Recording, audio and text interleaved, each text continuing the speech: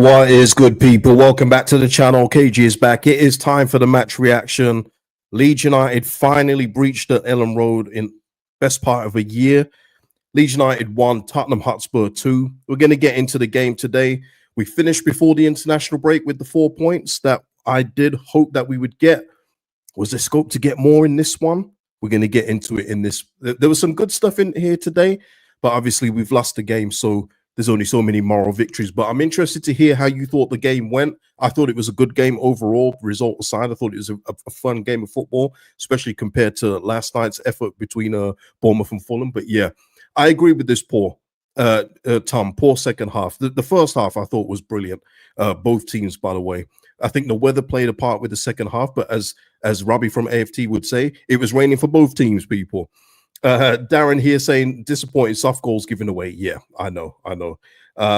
Paul, shout out to you for becoming a member. Thank you for the support, Paul, and big up to all members of the channel. Thank you for that. Big up to Mr. P and Aringo as well for the super thanks on the last videos as well. Lee with a super chat here. We need to call out the poor defender every goal we've conceded this season. We are defending like a team that will be relegated. We will get into it. Michael here saying options. We don't really have any off the bench. DCL great holder, but can't finish his supper. If it was force fed to him, yeah, we'll speak about that.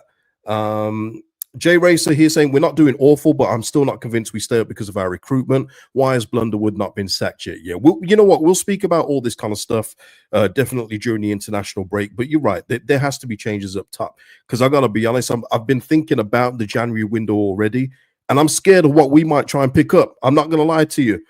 UK saying here, Longstaff shocking shots from distance. Yeah, there was some good stuff from Longstaff again today, but yeah, it was mixed. Mark in the house, 10 Australian dollars for every goal scored. Mark, salute to you. Thank you for that. Nides conceding too many goals now. Yeah, we're going to have to get into that because that's another 2 goals conceded. If we've got any chance of staying up, people, we've got to keep that backline secure. We have to. We'll speak about the games after the international breaks next week for sure. Kian, yeah, I think Perry can come back as goalkeeper now. It's crazy how this changes. And again, this is a I'm right kind of thing. But when I put out that video saying after Darlow's performance when he first came in, people were like, oh, Darlow, he should be the number 1. And I was like, slow down a bit, people. Slow down a little. But yeah, Perry will be welcome back for sure. Ryan here saying time for Bjorn, maybe. Yeah, look, listen, let's get into it. Scott, this isn't a very helpful comment. Scott, people start whining. It's embarrassing. We've lost the game. You know, people are entitled to say what they want to say. If you don't like it, don't come on these kind of forums after we lose a game. You know what? It's almost like you're looking to moan at people for moaning about losing a game. Go away if you don't want to join in the discussion. Oh, Nabino, you ain't, listen, as someone that suffers from misophonia, I fully hear it. Thomas Frank's gum chewing is out of control. Yeah, honestly, I'd love him as a coach, but yeah, that gum chewing it's hard to watch. You know what I mean? Telly here saying here it was very unlucky, but also wasteful. Good teams make their own luck. Also, Perry Biol time, methinks. Yeah. All right. Let's get into it. Because like I say, there was some good stuff today, though. I really like how he was in the first 10 minutes of the game. But it just, again, I hate to repeat this point over and over again, but when you don't take your chances when you're on top in the Premier League, you will fall behind. It's I'm going to try and use different teams as examples here. I can't. I'm sorry. Plymouth. We're not playing Plymouth. We're not playing Bristol City, where we can just keep going, and eventually we'll break through and get the lead. At this level, you're more likely to get punished, and that's what we were seeing when we weren't taking our chances. But there was so much good stuff with our open play. Some very encouraging things as well. Thought Longstaff with his deliveries again was really good. And you saw that one with the free kick where he put it on Joe Rodon's head. I think Rodon has to score that. It was basically an open goal. But again, good delivery from Longstaff on that. Some of his open play with Longstaff today was a bit iffy, and you can put in their first goal for that. But there was some good stuff. But he does need to be more careful when he's with the shot selection. And you know me, people. I love long shots. I love jugger doors and everything else like that. But sometimes there was times where he could have probably taken a touch and made another play, and he took a long shot and it just went over the bar, and it happened a couple of times. Yeah, Yusuf is saying first half was quite even, but second half they were more aggressive and we struggled with it. After they went ahead, they were solid. Yeah, after they got the second goal, credit as well to Thomas Frank and Tottenham. Their game management was as where they are in the table currently. As we do this video now, people they're second in the table, and you can see why. After that second goal, they kind of just completely controlled the play. We had the flurry towards the end of the second half, but they had the game under control, and we were then having to make changes like taking off Goodmanson and leaving that left back spot free, basically with Strout covering, and we had to make changes where we got Peru, DCL, and Metro on the pitch at the same time. You know, we kind of like tried to do the whole kitchen sink championship tactic there. But yeah, it's one of those where these are the levels. But what I will say is that I'm still encouraged that when we do come up against teams that aren't of the level of Tottenham, that I think we might not be okay, but we've got more of a chance of picking up points, I would say. Like I say, this is our first defeat at home in over a year. So, you know, we haven't done too badly, I would say. David here saying Strike had a poor game today. Yeah. Yeah. A lot of people are talking about the ref in the chat. I'm not going to talk about the ref. I thought the ref was poor for both teams. I thought that he let a lot go. And yes, what was he blowing his whistle a little bit too much? Yes, but you come to expect that when you're at this level. It's very soft at this level for free kicks. So I'm not going to speak about the ref. I'm going to talk about what we can control. But yeah, Stroud today, it was a bad one, and it just go. And again, it's not a I told you so kind of thing. But the warning signs were kind of already there with Stroud in the last game, where it was like, okay, I understand Daniel has got his trusted lieutenants and everything else like that.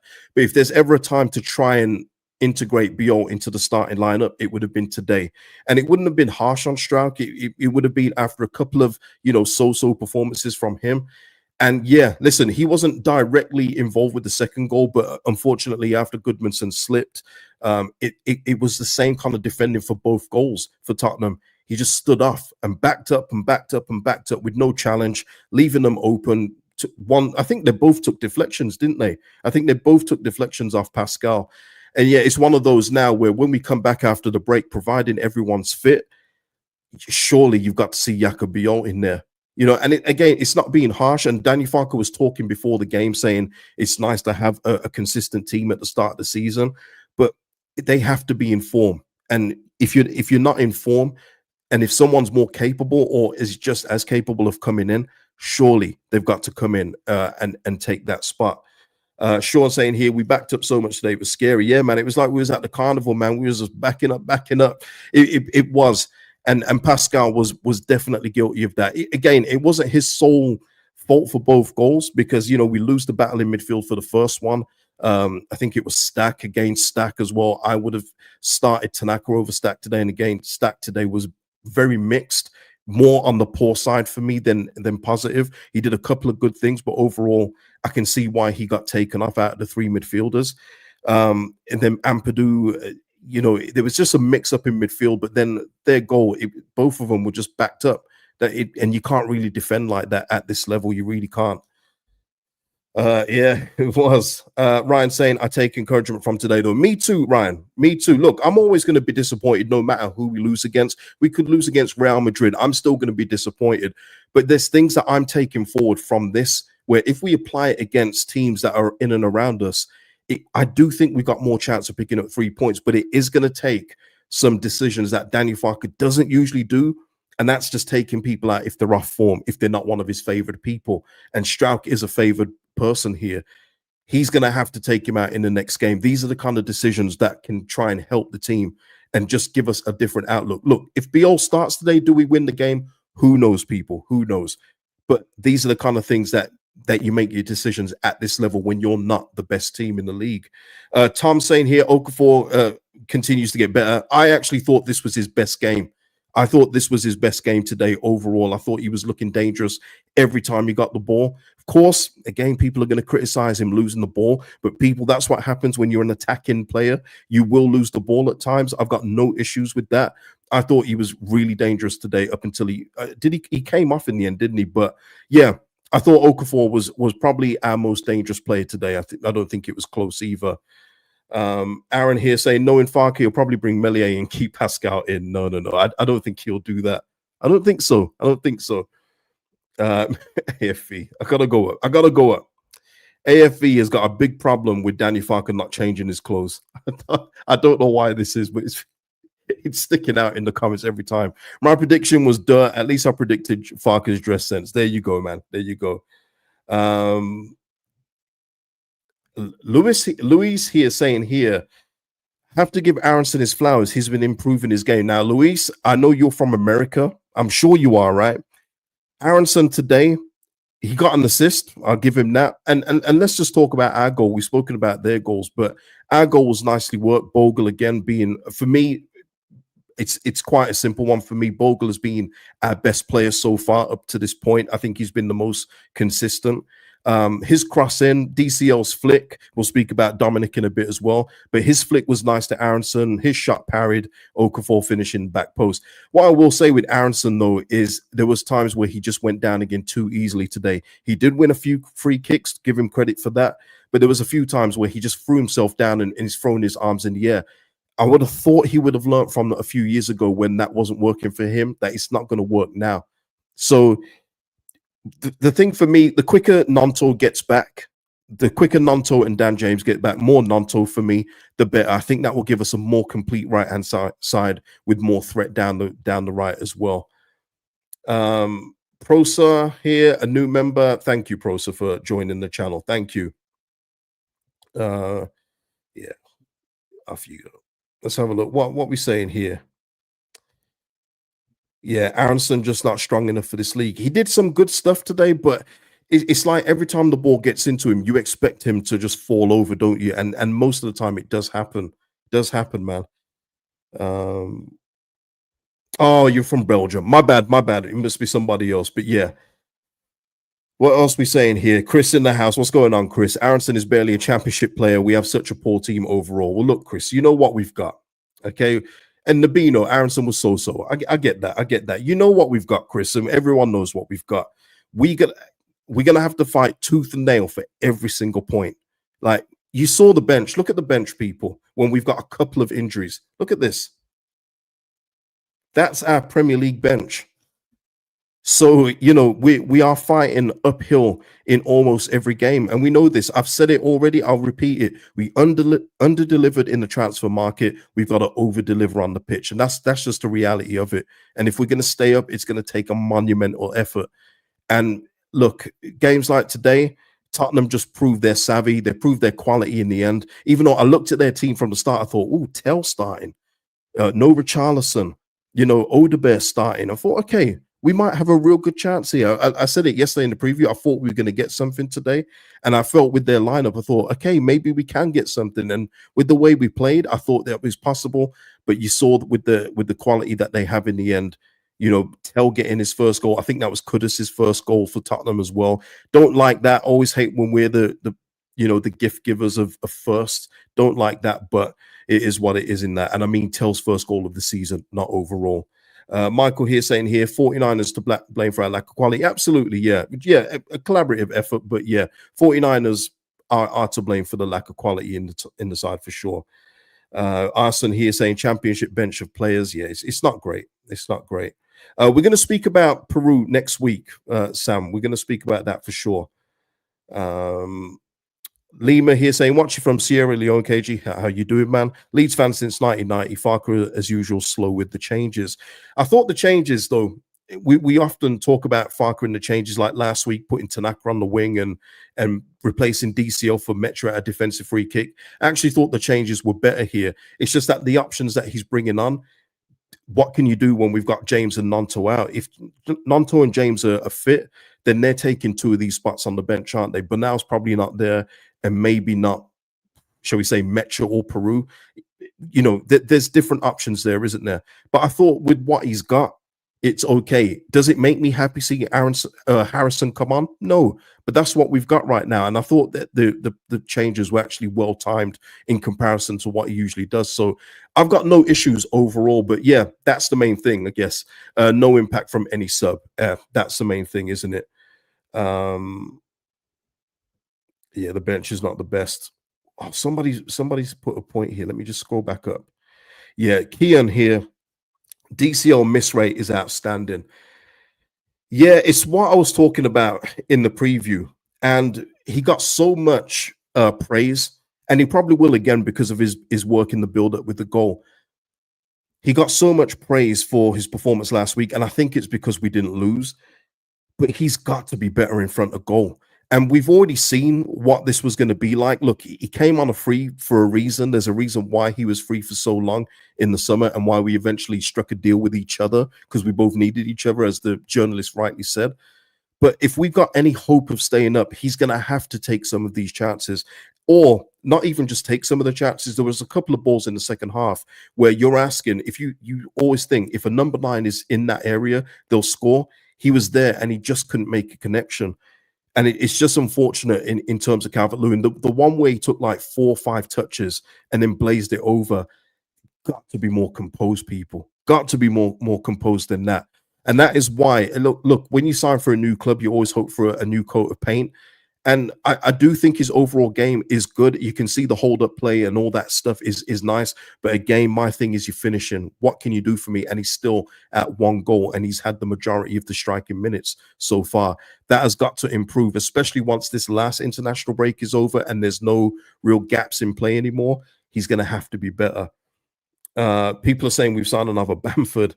Mark saying here we have to be clinical in front of goal to have a chance of winning these games. Absolutely, Mark. Absolutely. Joel saying here DCL is a strong plank. You can only bounce things off him. It's embarrassing when we can't even drop DCL as we don't have another proper number 9.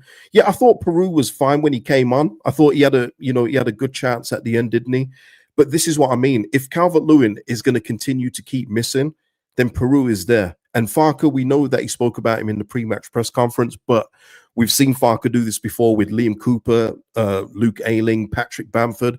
He'll talk them up, but then don't use them. I hope it's not going to be the case for Peru, especially if Calvert-Lewin continues to be profligate in front of goal. We can't afford that, people. We can't. We've got to be more clinical in front of goal when we get our chances. And he's had some good ones over the last few games. And even commentary had picked it up. So this isn't me going against DCL. I want him to succeed. But even commentary picked up in the last few games, Dominic's had a few good chances and he hasn't been able to take them. So, it's not just me saying that. Yusuf here saying, would be good to see if we can get Peru and DCL at the same time. 4-4-2. I would love it, Yusuf. I've already said I want the renaissance of a 4-4-2 to come back. But it's going to take someone to be successful to do it before. You know how it is in football. It's copycat, isn't it? Once 4-4-2's back in fashion, then League Twos will start doing 4-4-2s again, instead of trying to make Mike Smith and Joel Edwards trying to play out from the back for whoever they play for. You know what I mean? It's one of those where until a successful manager does it, no one else is going to copy it. But 4-4-2 should easily come back. Harrison really grinds my gears.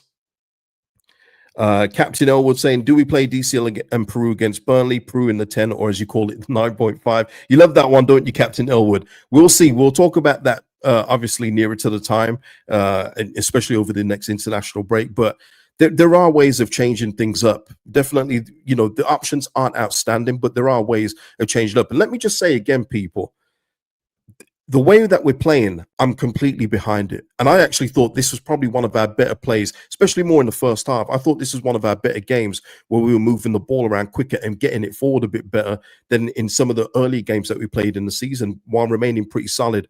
But once we did concede the first goal, I want to say, there was a 5 and 6 minute period where Tottenham were just getting in and around us quite easily. That was worrying. But the fact that they got it back and got it back to 1-1, I thought this is another good bounce back ability that we've seen in previous weeks as well. We didn't go on to get anything from this game, unfortunately. But again, there's encouraging signs for future games, like against West Ham and like against Burnley. I do. Kian here also with another good point. I think Stack needs resting. I mean, if he needs rest already, Kian, that's bad because we haven't even played 10 games yet. But I hear what you're saying. I don't think it's resting. I think he needs rotating out. Again, with Stack, some decent things, but just not enough overall. And that's why I would go and I'd keep Longstaff in there. Again, he wasn't perfect today, but his deliveries at the minute, they're the best in the team. I think he's been the best set piece taker over the past 2 games. That gives me hope of him going forward and delivering more. He should have had another assist today if Roden gets that on target. But yeah, I think Ampadu, Longstaff, and Tanaka has to be the go-to after the break, but we will see. We will see. Um, yeah. A lot of people talking about Stack, yeah, in terms of being benched. Yeah, I'm glad it's not just me. And it's not just because I want Stack to be what I think he can be. But I've got to be honest with what I'm seeing. And that's how I always call it. I always try and call it fair. You know, I know some people think that there's agendas. There's no agendas. The agenda is for Leeds United to be great. But if Stack isn't performing to the level, and I'm even saying put Longstaff in over him, surely that must mean something, right? Darren here saying Longstaff corner is really good. I agree. I agree. Just need to be more careful with his long shots. That's all I would say. Yeah, gave the ball away too easy. Yeah, there was a bit of that today. But yeah, for me, the Goodmanson, you know, he's been getting good praise. It was an unfortunate slip.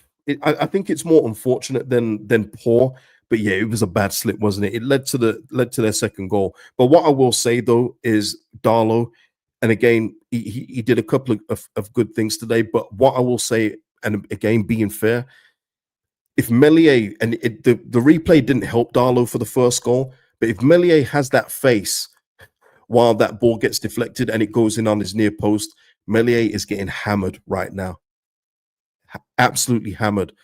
And it just shows you why Lucas Perry is the number one. And when he's back fit and firing, he should be back in the team, and there shouldn't be any arguments for me, in my opinion. But Freddie, though, saying he thought Darlow was fine. Fair enough. Fair enough.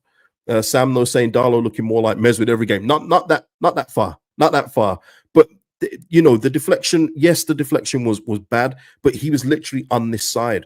And I know that if Melier lets that in, the chat is just talking about Melier, but Darlow has been given the grace. He's done well filling in, but it does show you why there is a hierarchy of a number one and a number two.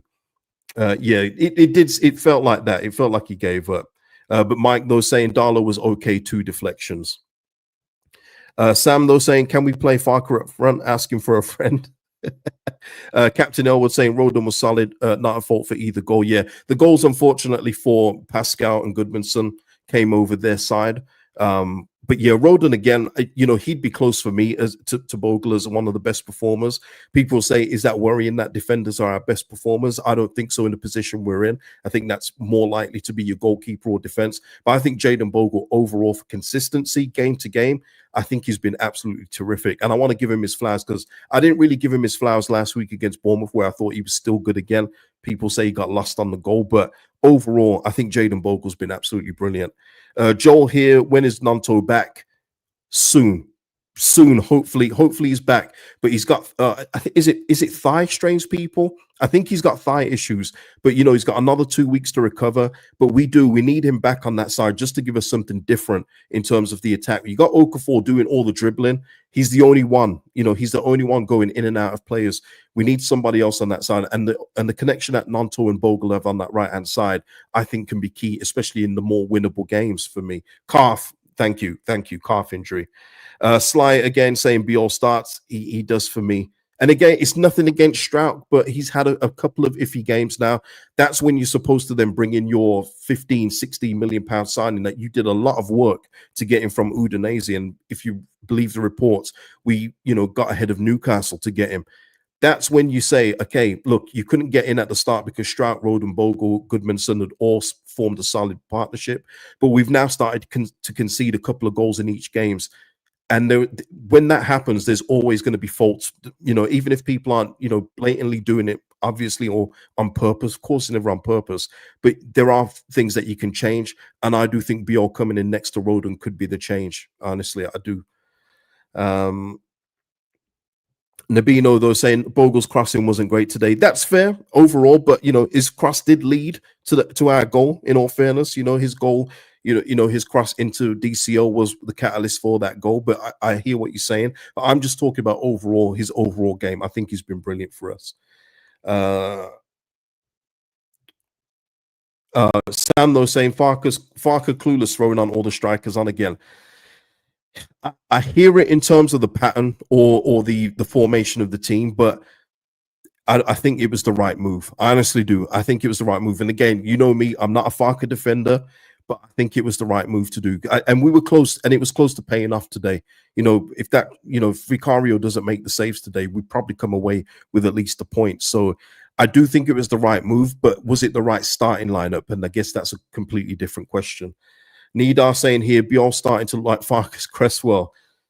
We'll see after the break, won't we, Nidar? We'll see. John in the house. What's going on, John, man? Goes back to the poor recruitment, John, yes, and not telling Farker needs to sort out his tactics. 2 deflected goals. Where are we picking up points? Can't keep saying same things, no quality players. I mean, we've picked up points though, John. For me, I said with the team that we have, and I weigh it up with the fixtures that we have, I said 4 points would be a good return. Now, we could have got more, if we managed the game better in a couple of the other games or, do something different in this one. But we've got the 4 points. So there is things to build off. Again, this is not going to be pretty. And I don't know if we even survive this season. But I think at this point in time, people, we're giving ourselves a fighting chance. And that's probably more than what any of us thought we would, when this window closed. Maybe. I don't know. Let me know in the comments. Let me know what you think. Sam saying here, Harrison always first sub on, hasn't produced anything so far. He's not done anything. Farker will praise him again for his defensive work, but we're not sending on a winger to be defensively stout. We're sending him on to be effective going forward, and he just hits and hope crosses, man. There's no quality there, but we knew that with Jack Harrison. And again, that's on the board. That's on Farker for deciding to keep him. That's something that they could have changed, and they didn't change it. So it is what it is, and we've got to roll with him as long as he's here. Does it mean that we're happy? No. Captain No Elwood. Let me just get a sip. Someone said the 12:30 curse strikes again. Yeah, I thought we did okay today. It was definitely different from our championship performances where you just wouldn't recognize that we were the best team in the league when we kicked off at 12:30. Thought it was much better today, for sure. We let Ramazani go for Harrison. Sam John makes a good point there. Do people seriously think this result is on Farker today? The game plan was solid. We didn't take our chances. They did. Yeah, I mean, look, there's always things you can do better, Captain Elwood, but I'm not putting this one on Farker today. I might revisit it tomorrow on the cool down and think that maybe there's some things you could have done better. But yeah, for me, it was just a case of Tottenham. Once they got that second goal, they managed the game like a team that's going for the Champions League places would manage it. And yeah, I don't put that one on Farker today. Would I have done different things with the lineup at the start? Yes. But in game management, I thought we did the best that we could with the game state, with the way it was. If anyone disagrees, put it in the comments. And again, I'm not Team Farker, so there's no bias here.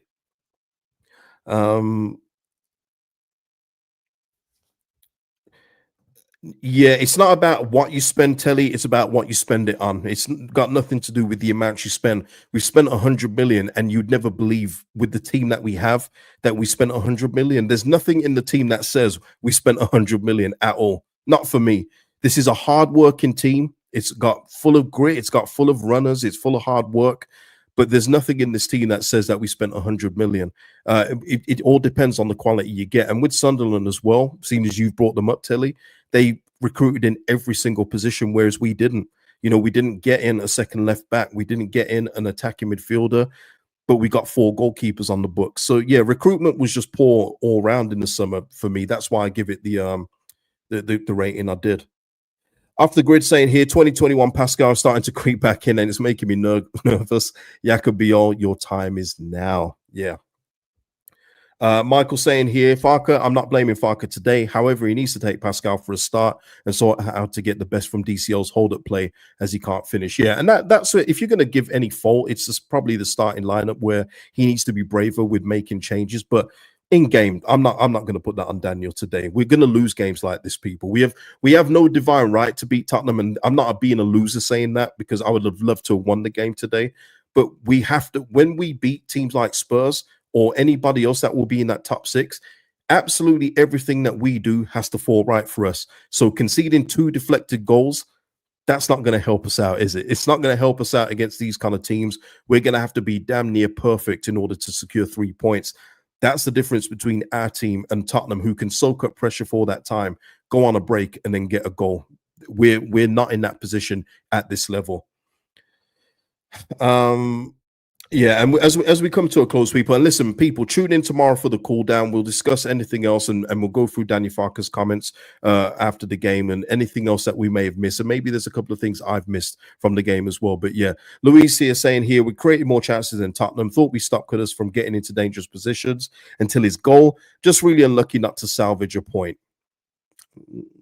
I mean, I think Kudus ended with a goal and assist, so I think he did okay today. But I hear you, and yeah, here we are. Spurs subs sum up the differences in squads. Absolutely, absolutely tells the difference. And what was the other one? Was it Fulham? Yeah, Fulham was the other one, wasn't it? We're bringing on Harrison to come on, and they're bringing on Kevin and Emil Smith-Rowe. And Emil Smith-Rowe is a fine player at this level, but he's not outstanding. But compared to what we have, he's a luxury player. You know what I mean? But that's the difference. Look, there's a lot to like about the team and the endeavor that they have, but we're gonna have to scrap for everything, people. That's the realistic situation of where Leeds United are. And Leeds here just saying here, we ain't surviving unexpected wins against teams like Burnley and West Ham. We got to beat them. Got to. If we got any chance of surviving, we got to. And Shrew, good point here.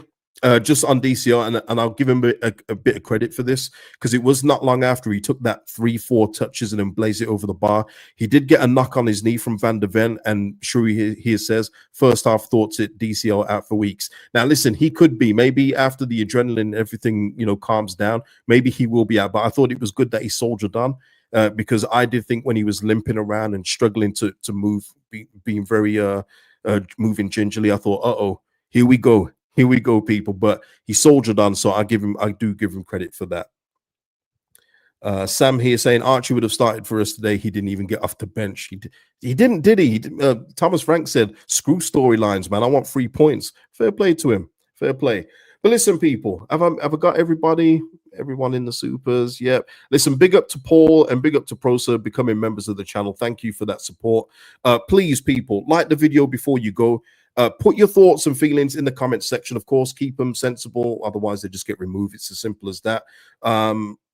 Leeds United get defeated today, but there's a lot of things that we can take forward in games that are more winnable for us. We're going to speak a ton in the international break as well. Cool down tomorrow, and there'll be a couple of topics next week that I want to get into with you guys. Guys, enjoy the rest of your Saturday. Peace out.